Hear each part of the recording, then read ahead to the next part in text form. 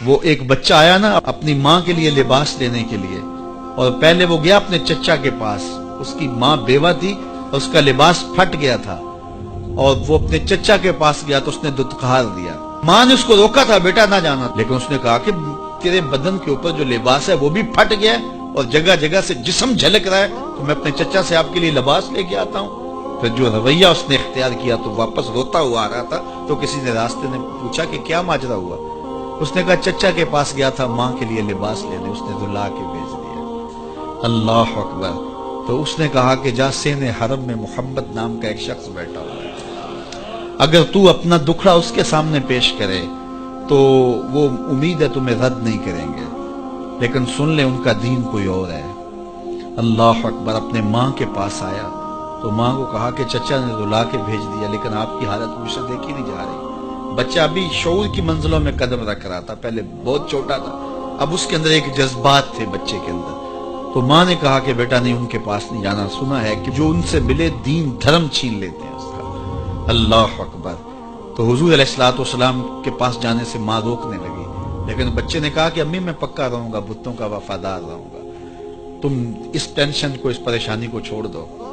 اور حضور کی خدمت میں حاضر ہوا۔ حضور صحن حرم میں چادر اوڑے بیٹھے ہوئے تھے، اور جا کے کہنے لگا میں پہلے بات آپ سے کر لیتا ہوں، آپ کا دین میں نے قبول نہیں کرنا۔ حضور مسکرا کے بولے بیٹا بتاؤ کس لیے آئے ہو؟ کہا میری ماں بے لباس ہے، میں آپ سے لباس لینے آیا ہوں۔ حضور نے چادر رحمت اتار کے اس کے کندھوں پہ ڈالی۔ اللہ اکبر۔ وہ واپس آ گیا اور ماں پر حضور کی چادر اڑائی۔ اللہ اکبر۔ اور ماں نے کہا کہ بیٹے اس نے اپنا دین تو نہیں تجھے دیا؟ کہا نہ، میں نے پہلے کہہ دیا تھا تیرے دین نہیں مانوں گا۔ ماں کہنے لگی پتر اس کا دین ماننا چاہیے، یہ جس نے رحمت کی چادر ہمارے سر پہ ڈال دی۔ اللہ اکبر۔ تیری تک کے ادامہ میں مرید ہو گئے۔ اس بوڑھی عورت کا قصہ بھی آپ نہیں بھول سکتے، جو گھر کا سامان باندھ کے اپنے دروازے پہ بیٹھی ہوئی تھی، اور اس نے سنا تھا مکے میں ایک جادوگر آیا ہے جسے ملتا ہے اس کا دین چھین لیتا ہے، کہیں ایسا نہ ہو کہ کہیں اس سے ملاقات ہو جائے اور وہ دین ہی میرا چھین لے، مجھے شہر چھوڑ دینا چاہیے۔ گھر کے تھڑے کے اوپر سامان باندھ کے بیٹھی ہے۔ حضور بھی گزرے، اس نے دیکھا تو کہا بھتیجے یہ سامان میرے سر پہ رکھ دے۔ حضور نے سامان اٹھایا، دیکھا تو بوجھل تھا، وزنی تھا، اور بڑھیا کو دیکھا تو کمزور تھی۔ تو کہا کہ بڑھیا اگر چاہو تو جہاں چاہتی ہو میں خود نہ چھوڑا۔ اس نے کہا اس سے بڑی مہربانی کیا ہوگی؟ حضور نے سامان اٹھایا ہوا ہے اور بڑھیا سے باتیں بھی کرتے جا رہے ہیں۔ تو بڑھیا کو کہا کیوں جا رہی ہے؟ اس نے کہا کہ سنا ہے یہاں ایک جادوگر ہے جو لوگوں کا دھرم لوٹ لیتا ہے، لوگوں کا دین لوٹ لیتا ہے۔ میں نے ساری زندگی بتوں سے وفا کی، میرے آباء و اجداد نے بتوں سے وفا کی ہے، میں چاہتی ہوں دین اجداد ہاتھ سے چھوٹ نہ جائے، آخر اس شہر میں رہتی ہوں کہیں مل نہ جائے۔ خیر حضور نے کچھ نہیں کہا، اس کا سامان نہیں پھینک دیا کہ ٹھیک ہے تم پھر جاؤ۔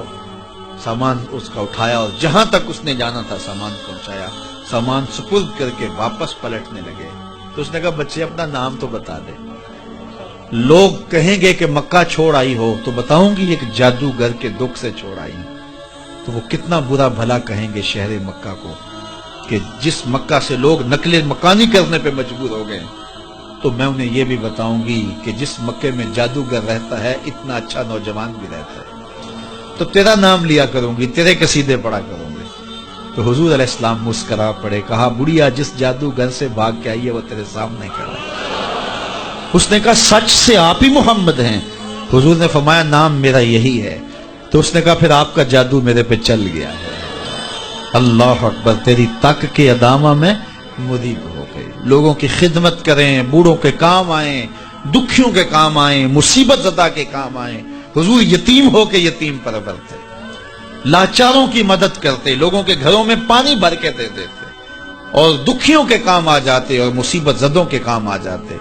تو حضور سے پیار کرنے والوں، امت میں آپس میں حسد نہ پھیلاؤ، بغض نہ کرو، نفرتوں کے پہاڑ کھڑے نہ کرو، ایک دوسرے سے پیار کرو، جڑو، امت وحدہ بنے، اور اپنے ماحول کو، اپنی معاشرت کو ایک خوبصورت معاشرت کا رنگ دو، اور اپنی زندگی کو حضور کے نام کر دو۔